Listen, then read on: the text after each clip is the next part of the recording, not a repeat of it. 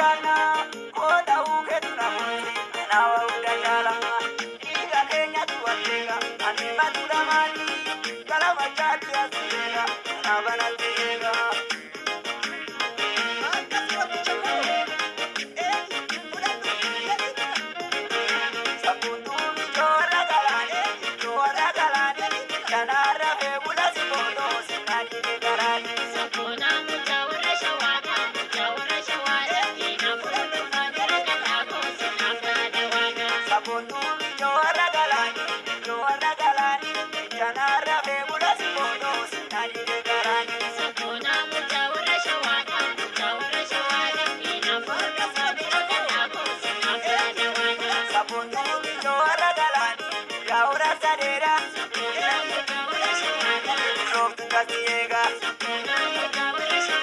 Salvangar Garibanu,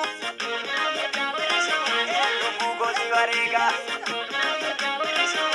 Samuoran Tijani, Kajil Jawarra Kenya,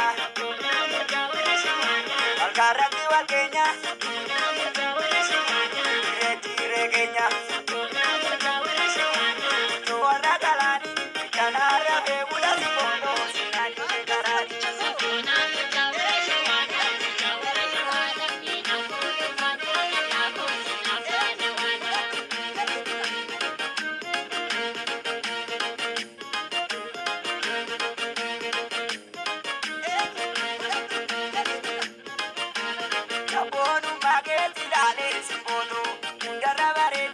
Kampiran barbadu kanabi sijale wanketi mota Kampiran barbadu kanabi sijale wanketi mota Kashina ete donga wapsi simbono Meupata dera Kashina